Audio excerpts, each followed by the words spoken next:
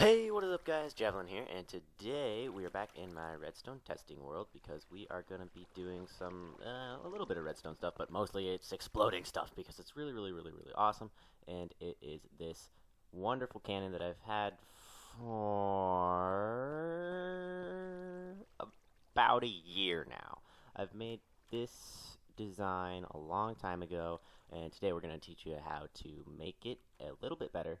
And the reason I'm doing this is because I looked around online for a really long time to find a survival-friendly super cannon that blew giant holes and stuff while still keeping the TNT count reasonable.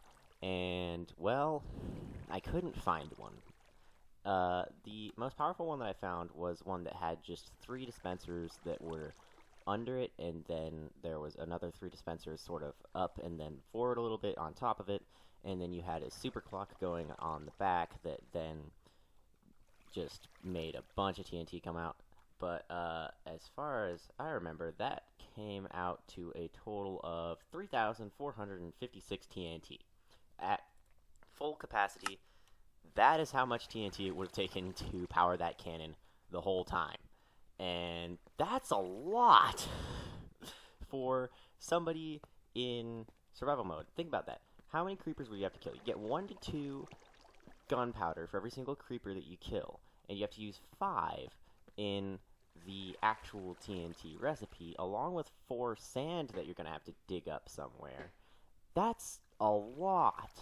And, I mean, even if you got, like, a mob farm that use, like, a really awesome mob farm, and somehow you've got a bunch of creepers dying all the time, even then, 3,456, I think that was it. Yeah, 3,456, whoops.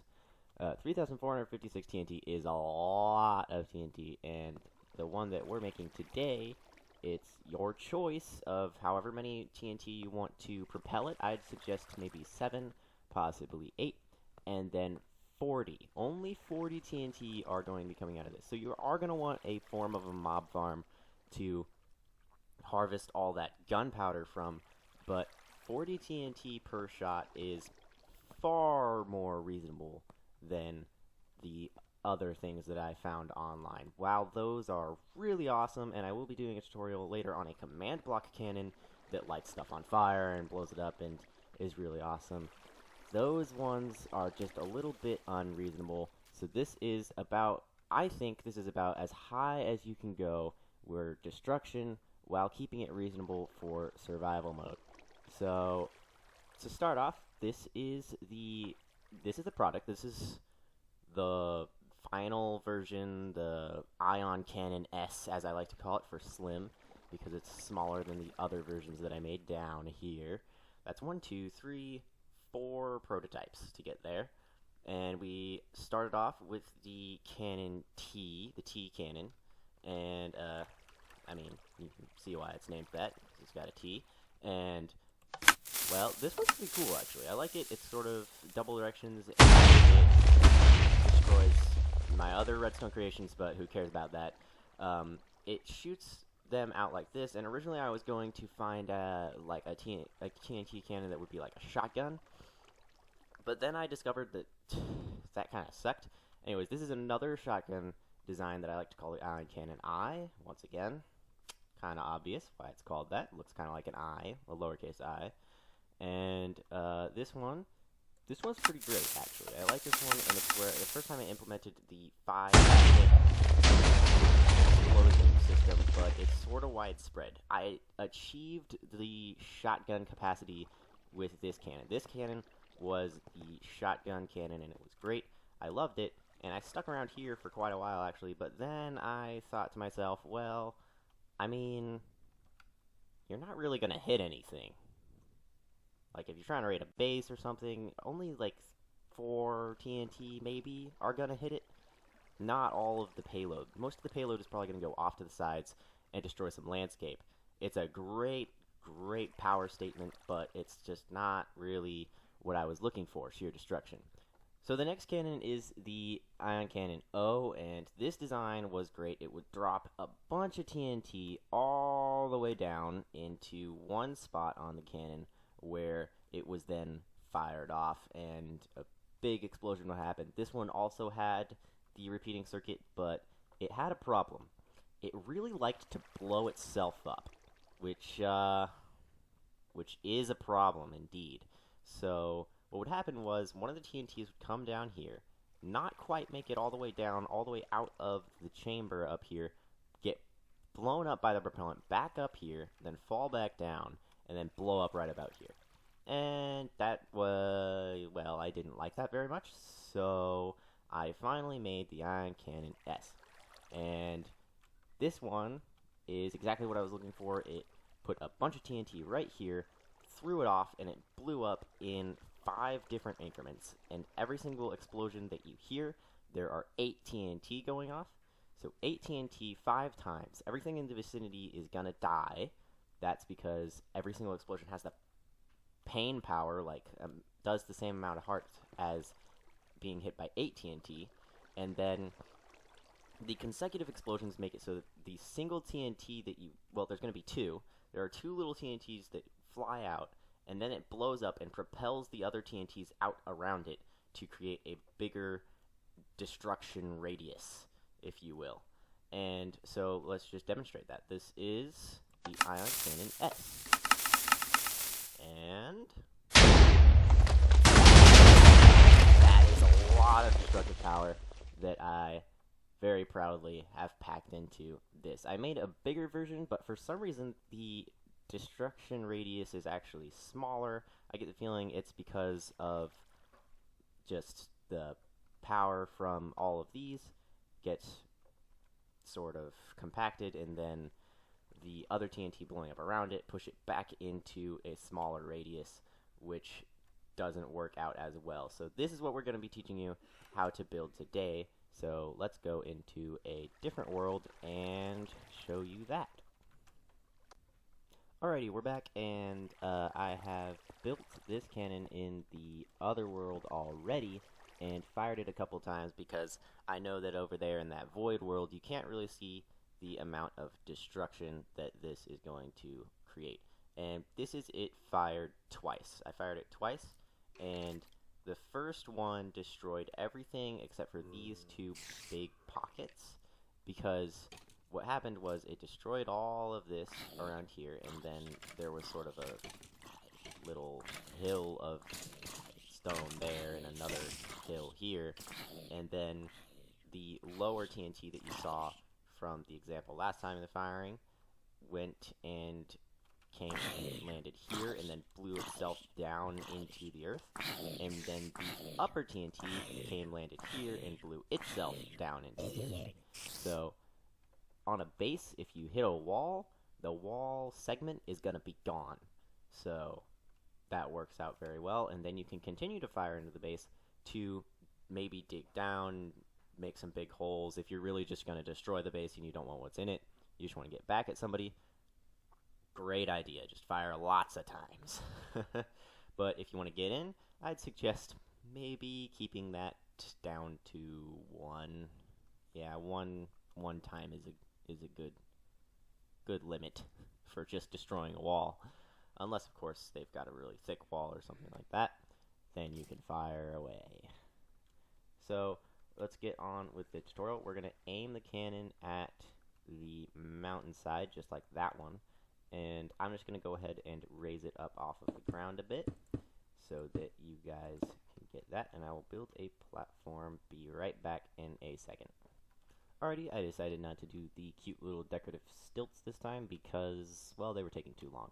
So you're going to want to start out with a 5 by 13 area. That's what this is. There's an extra 2 on the back and an extra 1 on the front because you're going to want a area where you can stand to actually fire the cannon, and the extra 1 on the front was just precautionary in case I built it wrong, just a little bit.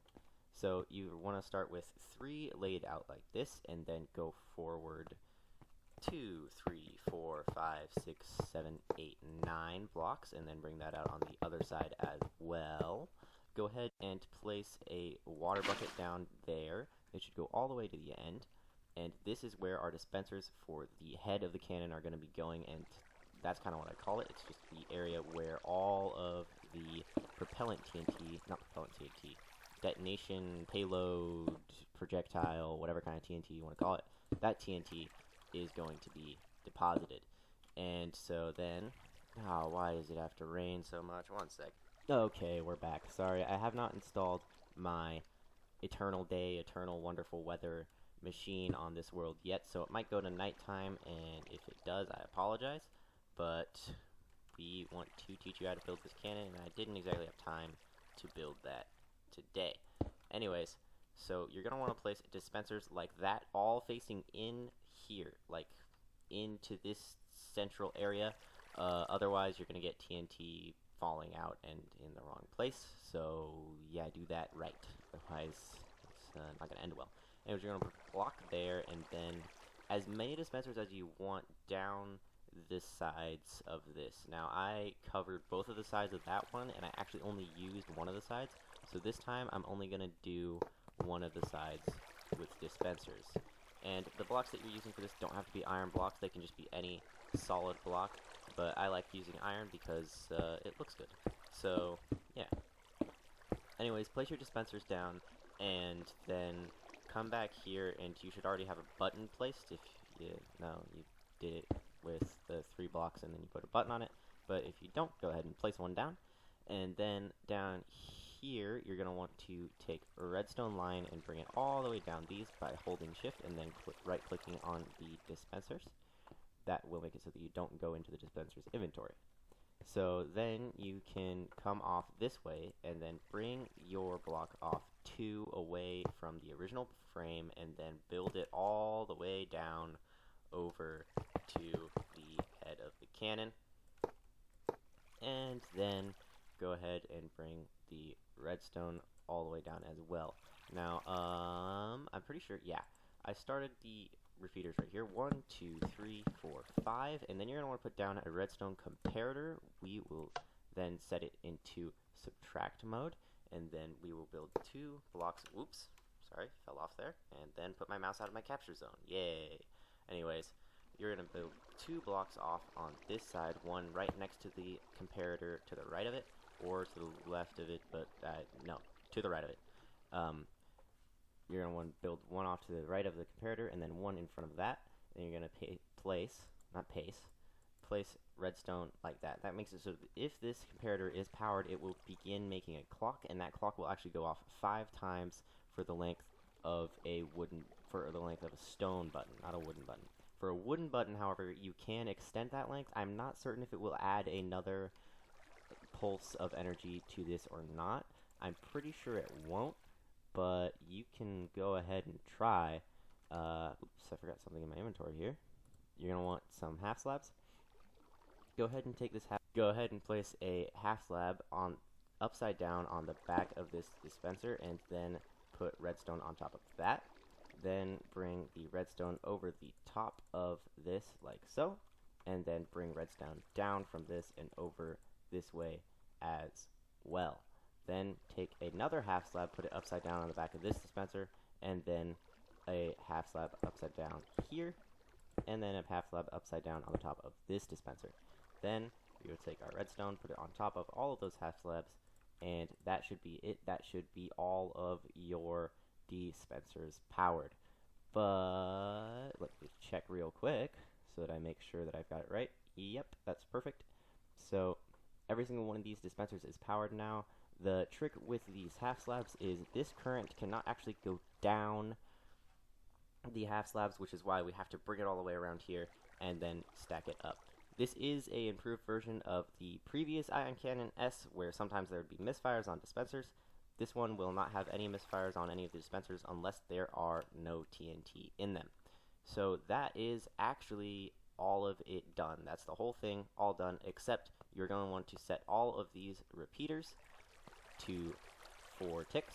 All 5 of them. There should be 5 repeaters set to 4 ticks with the comparator at the end that then has the redstone looped around into it over to all the wiring to wire up these dispensers. Then you're going to want to fill every single one of these dispensers with at least 64 TNT, because, I don't know, I just feel like 64 TNT is a good amount to shoot. If you're just firing it once, fill each and every single one of the head dispensers with 5 TNT, and that should give you 1 good firing of this cannon. That is because this clock will pulse 5 times into all of these dispensers, creating 5 groups of 8 TNT. Then you can just place 1 in every single one of the propellants that you want there to be 1 in, because the amount of propellant is proportional to how far it goes. Then go ahead and hit the fire button. I'm going to cut and fill all of these dispensers with TNT, and we will be right back. Alright, we're back. I filled every single one of these dispensers with TNT and then set the time to 0 because it was getting dark out. So let us go ahead and give this one a tester run. If I built it wrong, I am horribly sorry, and I'm actually probably going to do this tutorial all over again if I built it wrong. So if you're hearing this, then I didn't build it wrong. Yay! 1, 2, 3, 4, 5. Boom. It goes. Let me just get the world to load here real quick. Wow. So that time there wasn't that much destruction because a lot of TNT went flying up into the air and then exploded, which is unfortunate. So let's go ahead and fire it again with hopefully better luck this time. This, yeah, every once in a while the TNT will just fly up into the air, and that really sucks. But, you know, it still looks good. Very good, actually. And it goes. There we go. Let's see. We have blown ourselves into a natural cavern. We have also created more destruction on the face of this cliff here. So yeah, if you guys want a survival friendly super duper, whoa, what has happened over here? I think this is just, yeah, that was just a graphics glitch. That is weird. Really weird. Huh. Anyways, if you guys want a survival-friendly, super-duper powerful cannon that will not completely drain your TNT supply, I'm pretty sure that this is the way to go. If somebody out there, I'd really love to see all of you guys' cannons designs. Go ahead and message me on YouTube or email me at xxjavelinxx@gmail, xxjavelingaming@gmail.com. Otherwise, I hope you all loved the video. Go ahead, don't forget to like, subscribe, all that good stuff. And this is Javelin, and I am out.